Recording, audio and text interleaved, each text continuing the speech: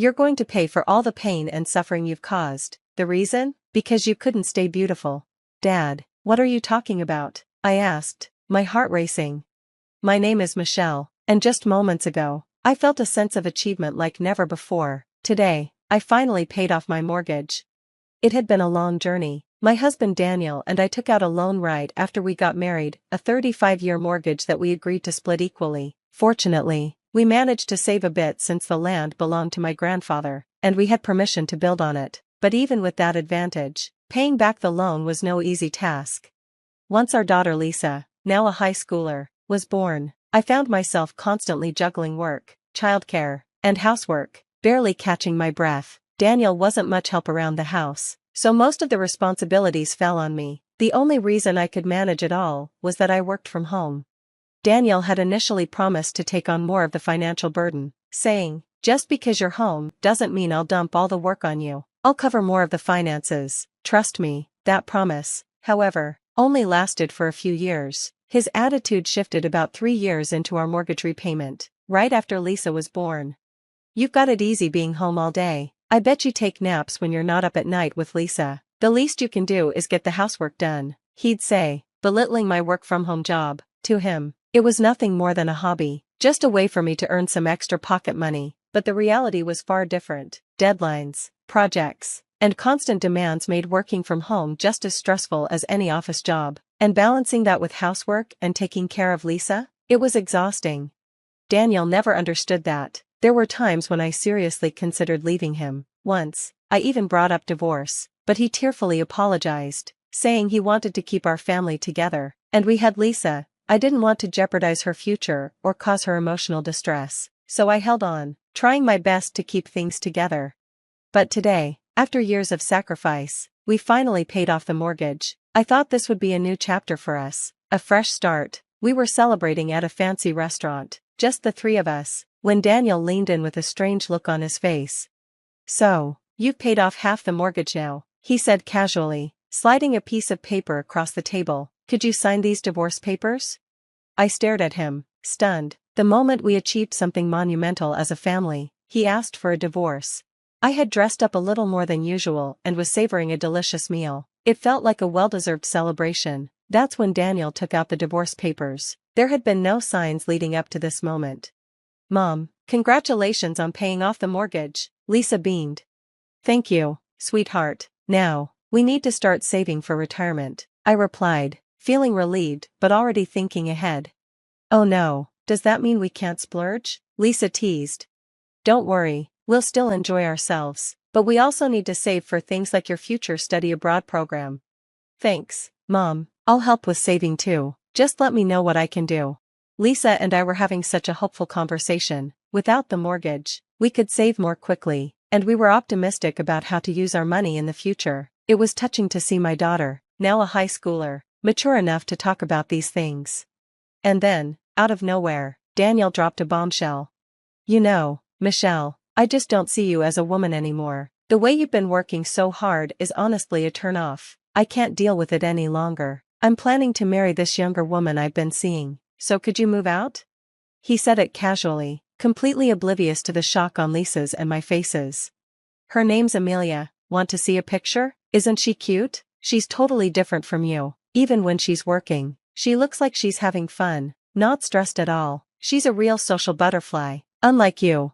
I stared at him, disbelief freezing me in place. "Wait a minute, Daniel. The reason I've been working so hard was to pay off our family's mortgage. Do you have any idea how difficult it was to pay half on a work-from-home salary? I was also busy with all the housework, something you never helped with."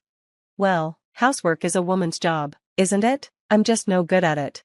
"I wasn't good at housework either," I shot back, "but I did it for our family. We just paid off the mortgage. Shouldn't this be our moment to enjoy together? When I suggested divorce years ago, you begged me to stay because of Lisa." "I've changed my mind since then," Daniel replied, irritation creeping into his voice. Despite being in a fancy restaurant, the mood had soured completely. "What can I say? Younger women are just more attractive. Sure, I admired how you paid off the mortgage with your little work-from-home job, but that doesn't compare to youth." "That's terrible, Dad, that's awful," Lisa interrupted, her voice sharp with anger. "Apologize to Mom, that's so rude." Lisa didn't understand. Not yet, but Daniel just shrugged, turning to me. You get it, don't you? Michelle, women are like appliances, newer models perform better, and everyone wants them, right? Comparing me to an appliance? How rude, I snapped, still trying to process the cruelty of his words. Well, I don't have any feelings for you anymore, so it's only natural I say rude things, don't you think? As for not divorcing because of Lisa, sure, I said that at the time, but it was just an excuse. Daniel's words were hitting me like a train, and before I could fully grasp the weight of what he was saying, he continued, back then, I thought using Lisa's name would make you reconsider divorce, but in reality, I wasn't thinking about her at all. I just didn't want to let go of someone who'd do the housework for me. I stared at him, stunned. Can you really say that in front of Lisa? What kind of parent are you? He shrugged, completely indifferent. What does being a parent have to do with anything? I've always put myself first. This whole sacrificing yourself for your child's sake, that's just self-satisfaction, isn't it? Don't drag me into that.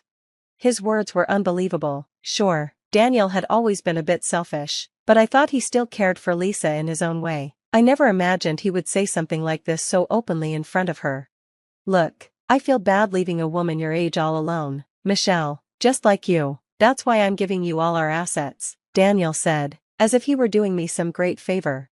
Dad, what are you talking about? You literally just told Mom to leave, Lisa retorted, her voice full of disbelief. That's why I'm giving you the money, but in exchange, I'm taking the house. Consider it alimony, he stated casually, as if this made perfect sense. Alimony? Why would Mom owe you anything? Shouldn't you be the one paying for having an affair with a younger woman? Lisa shot back, furious. It's not that simple, Lisa, your mom is at fault too. Daniel smirked. Let's call it the crime of not staying pretty, huh? Oh, and let's not forget the crime of prioritizing her daughter over her husband. He laughed out loud, taking a sip of his drink as if it were some kind of joke. Lisa's eyes blazed with anger at his nonchalance, but he didn't seem to care in the slightest. His coldness was unbearable, and yet there he was, dismissing everything like it was just a game. I felt an eerie calm wash over me, or maybe my thoughts were just frozen in shock. I couldn't grasp what was happening, it was beyond comprehension. Daniel felt like a stranger, someone entirely alien to me. He said, I'm giving you all the money, but since we've been prioritizing mortgage repayments, there isn't much left. I'm keeping the house for myself. The alimony is for not staying pretty and for prioritizing Lisa over me. None of this made any sense. I was desperately trying to find the right words to address this bizarre, alien version of Daniel. I thought involving lawyers and our families might be the practical next step, but before I could speak, Lisa jumped in. By the way, Dad, is this young woman you're talking about the one who lives about 5 stations away? She asked, her voice steady. She's a bit older than me, right? You met her about 3 months ago, didn't you? Daniel looked taken aback. What? How do you know that? Lisa, ignoring his surprise, continued while glancing at her smartphone. My friend's dad got into a similar situation recently. A woman approached him, trying to steal his attention away from his wife. But unlike you, he and his wife saw through her intentions and kept her at bay. Daniel's face flushed with anger. Lisa, how can you talk to me like that? I'm just telling the truth, Lisa said calmly. I heard that the situation at my friend's house was tough for a while, but what's important is what comes next. It seems this Amelia targets men who are already in relationships. She likes the thrill of stealing them, rather than genuinely liking them. Daniel's face went pale as Lisa showed a few photos from her phone. Look at this. The first photo is of my club senior being approached by her. The second is of a classmate of mine. Both of them have girlfriends, and Amelia told them, look at me, not your girlfriend. What does that mean? I asked, confused. It means she enjoys taking other people's men, Lisa explained. She doesn't genuinely like them, she just enjoys the chase. Daniel seemed stunned, his face blank for a moment. Then, regaining his composure, he shot back defensively. No, Amelia isn't like that. Don't spread lies. I love her, and she loves me.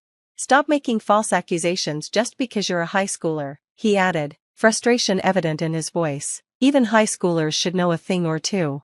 Lisa remained unshaken. Dad, what about the reason for the alimony? The so-called sin of prioritizing your daughter and not staying pretty. What kind of joke is that? It's not funny at all. Daniel's anger flared. That's no way to talk to your parent. You're being disrespectful. Lisa responded firmly. and you're being really rude to Mom, claiming alimony for such bizarre reasons. The house is in Mom's name, right? And when it comes to the mortgage, Mom was the one who paid more, especially under the guise of child support. The contributions to household chores have been vastly different, too. If you really want a divorce, you should cover the cost of the house, which is in Mom's name. That includes the full price of the land. And the one who should leave the house after paying alimony and enjoying yourself with Amelia is you, Dad. At Lisa's words, Daniel seemed momentarily at a loss. Perhaps, deep down, he recognized he was on the losing end of this argument but was unwilling to admit it. He tried to counter Lisa's points, his desperation evident. You're just trying to avoid the divorce and making up stories. Amelia doesn't have a hobby of stealing husbands. She told me I was her destiny, Daniel blustered, his face reddening. Lisa, unfazed by Daniel's protest, continued to examine the menu with excitement, seemingly indifferent to his attempts at justification. Daniel's frustration grew. Amelia and I are bound by true love. You're just trying to interfere with that. You could even pay the alimony as an apology for that. Lisa responded with mock enthusiasm. Oh, really? I didn't realize you knew so much. Despite being just a high schooler, if you're so certain, why not involve a lawyer? Daniel stammered. What? You think you're right, don't you? But Mom won't accept such an absurd alimony claim. Yes, it's clear that Mom won't accept such a ridiculous claim, Lisa agreed. So let's do this. We'll finalize the divorce papers today, and we can deal with the alimony and property division with a lawyer later. It's settled then. We'll handle it when we get home. Let's focus on dessert for now, Lisa said, her tone final and calm. Despite being initially taken aback by Daniel's incomprehensible statements, his words gave me the courage I needed. Regardless of who Amelia was, I could no longer be with Daniel. If he couldn't live with us, then there was only one thing left to do. I took a deep breath and signed the divorce papers. The three of us then quietly finished our dessert and left the restaurant. The following day, we went to the city hall to submit the divorce papers. The divorce was finalized, and Daniel and I began living separately in weekly rental apartments. Of course, I stayed with Lisa throughout the process. We each hired lawyers, and began discussions about dividing the assets and handling the alimony. No lawyer would entertain Daniel's ridiculous claims about my appearance or my prioritization of our daughter.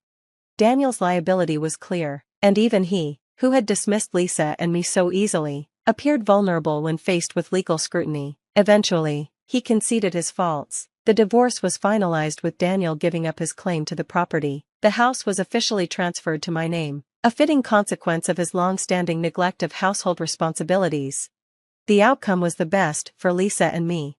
Daniel, however, continued his bravado, saying, I don't need any money. I've got Amelia. You can cling to that old house until you've paid off your 35-year mortgage. I'm starting a new life. Daniel's bravado didn't last. It turned out Amelia was exactly as Lisa had described, someone who enjoyed toying with men in relationships or marriages. As soon as Daniel and I separated, Amelia lost interest and dumped him. This unexpected turn of events left Daniel floundering, stripped of his assets and his so-called true love. He came back to me, desperate to reconcile. Michelle, I'm sorry, please forgive me. You're the only one for me. I'm the only one for you, right? I was unmoved. What are you talking about? I'm exhausted from doing housework for you. Besides, I don't think I'll stay beautiful in the future. I plan to prioritize Lisa and myself from now on. I can't risk being sued for alimony again. So reconciliation is out of the question. Absolutely out of the question. The blunt rejection must have been a severe blow to Daniel. Since then, I haven't heard from him. I've moved out of the weekly rental and am now happily settled in my own home. Mortgage paid off with just Lisa's and my efforts. Lisa is preparing for college entrance exams, and I'm committed to supporting her in every way I can.